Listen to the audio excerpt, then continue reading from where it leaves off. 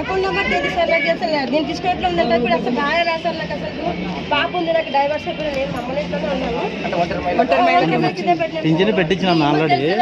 ఏమంటే బ్రేక్ చేసినారు ఆల్రెడీ. తిప్పలు సంతకాలు అన్ని పెట్టించాం. ఒంటరి మహిళ అన్నీ వచ్చినాయి.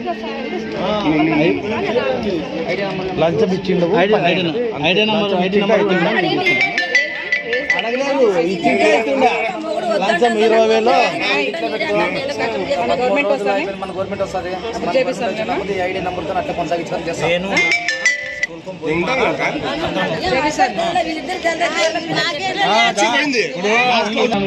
మాకు 50 ఇండ్లు, మాకు 50 కోరు పెట్టలేదు. వాళ్ళేమో 50 ఇండ్లు కోరికి 5,000 ఇచ్చి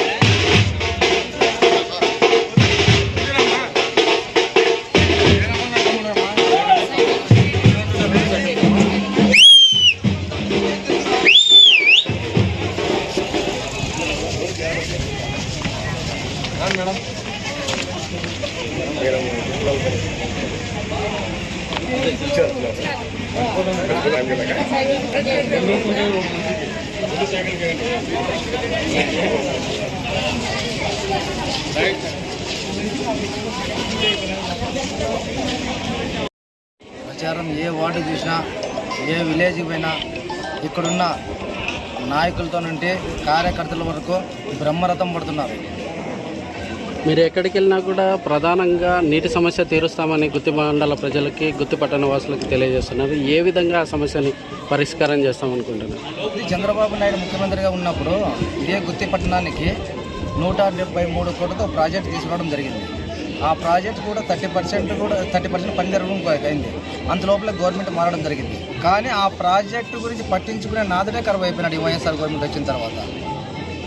అంతేకాకుండా రోడ్ల సమస్యలు ఏమీ మీ దృష్టికి రాలేదు?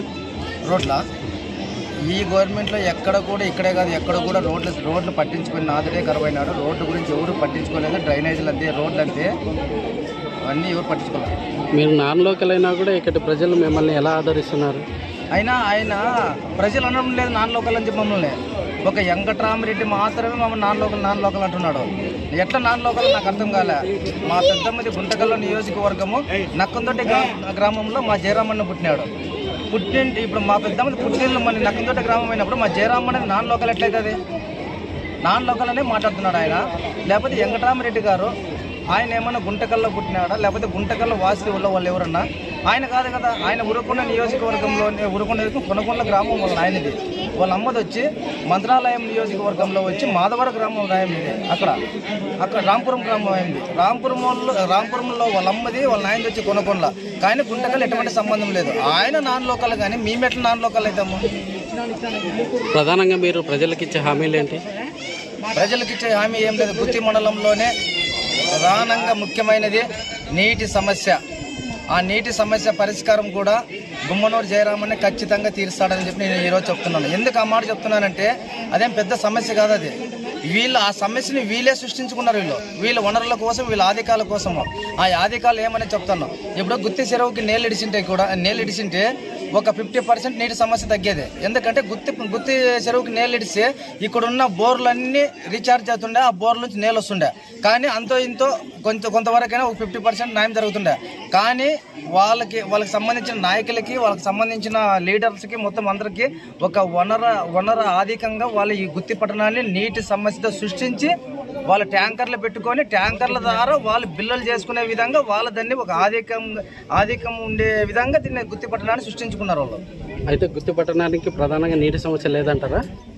గుత్తి పట్టణానికి చెరువుకి నీళ్ళు ఇడిస్తే ఆ ప్రాజెక్టు కొనసాగించింటే ఎప్పటికి 24 hours నీళ్ళు ఉంటుండే 173 కోట్లతో ఉండే ప్రాజెక్టు పునరావి.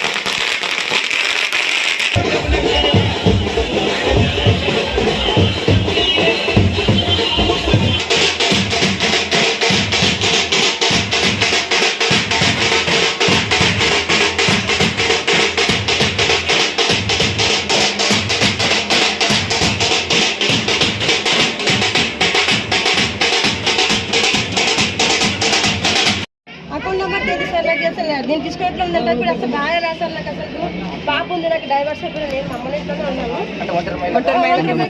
పింఛన్ పెట్టించినాం ఆల్రెడీ. ఏమంటే బ్రేక్ చేసినారు ఆల్రెడీ తిప్పలు సంతకాలు అన్ని పెట్టించాం. అవన్నీ వచ్చినాయి. లంచం ఇచ్చిండు. ఐడి నెంబర్ లంచం 20,000 మన గవర్నమెంట్ వస్తుంది ఐడి నెంబర్తో అట్లా కొనసాగించడం చేస్తాను.